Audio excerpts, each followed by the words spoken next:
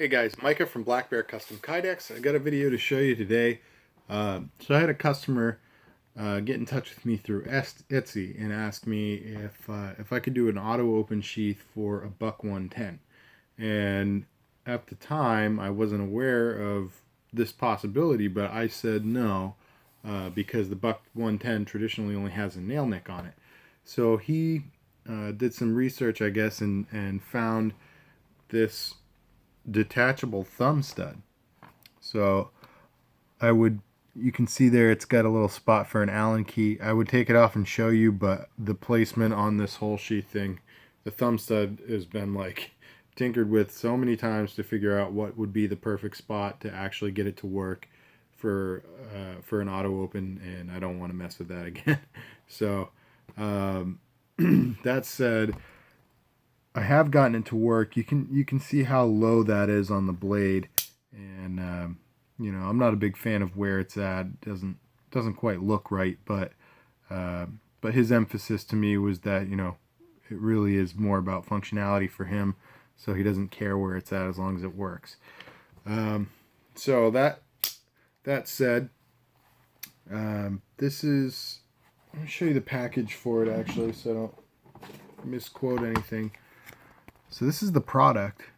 So if you're interested in getting an auto open sheath done for a knife that only has a nail nick on it, or maybe even some that have a flipper, I can do some with a flipper, but I'm finding out as I go, just trial and error, that not all knives with a flipper work for my auto open design for it. So anyway, this is definitely something that I would recommend in that situation. All right, so part of the reason why it has to be so low is because the action on a buck knife, I'm sure most of you out there have used one before, it's a lot stiffer. And if you look at like where the lock back is all the way down here, I'm not sure why it affects it the way it does, but it feels like there's a lot more resistance in trying to open the blade, and it's got a very strong bias toward close.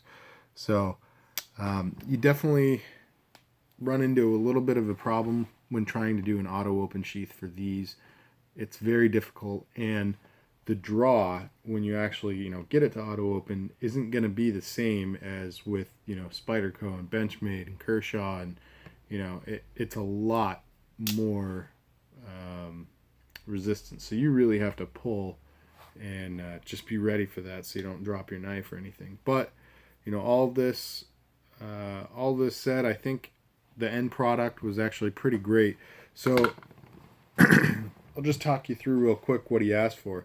So he wanted 6 sheaths for his buck 110. So I know it sounds crazy, but he actually has a buck 110 auto, so it's got a button somewhere that's, I guess, flush with the handle scales, and you push it and it flicks the blade open for you. So for his auto, he wanted just a couple regular sheaths. They're not going to have an auto function on them because that knife will not have the thumb stud on it. It's literally just to carry it around. So this is what I came up with for him. They're going to be paracord necklaces. So we have one in carbon fiber, and it was just actually kind of dumb luck that the thumb stud doesn't have to contact the sheath here. You can see it's just below. But so that's how that one will look when it's riding on the necklace there. And again, it's not going to do anything. It's just there to hold the knife. And the other one he asked for in Black Raptor, which for those of you who don't know, it's the Kydex that looks like leather. Alright, so same story.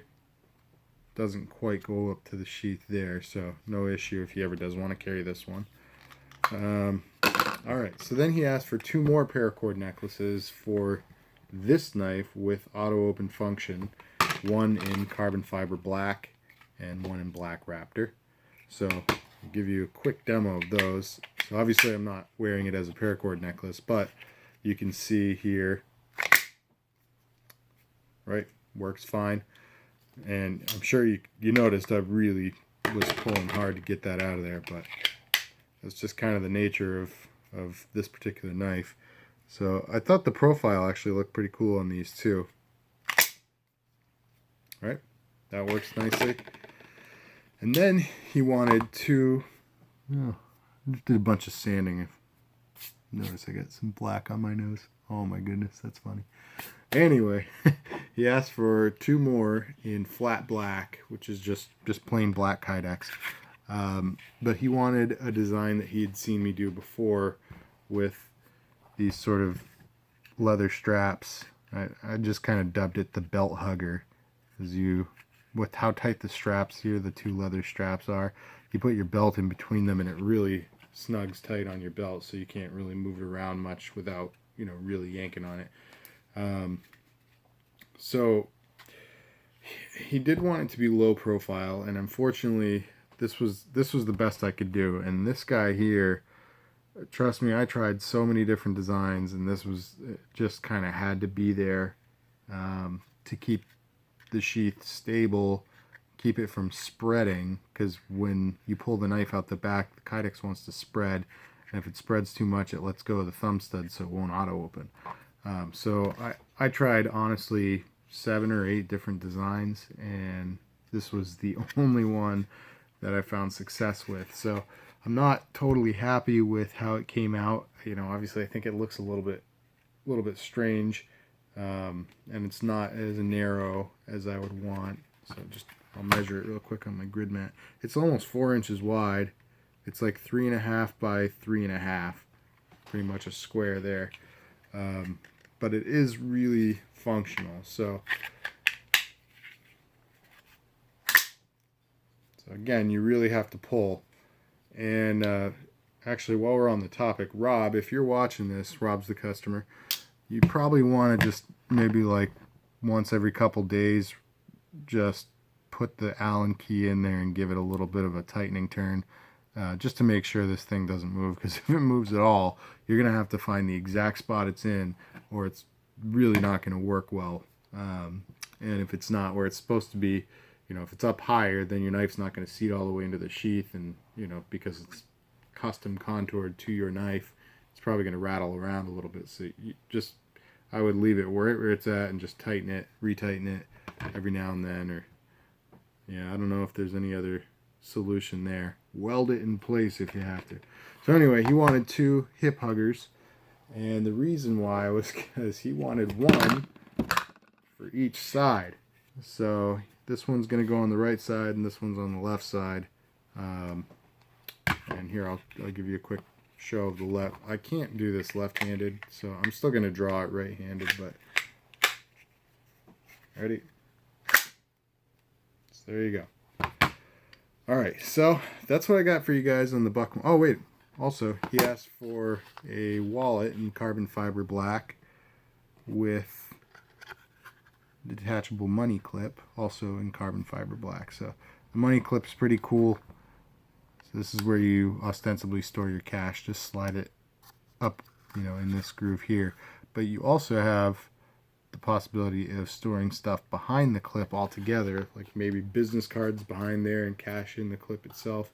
And all you got to do is take these 2 screws out, and you can carry this clip around as its own just standalone money clip. So I thought that was pretty cool. But anyway, that's all I got for you guys today on the Buck 110. So moving forward, if you guys have a Buck 110, if anybody has one, you want an auto open, or any buck knife, folding knife, whatever.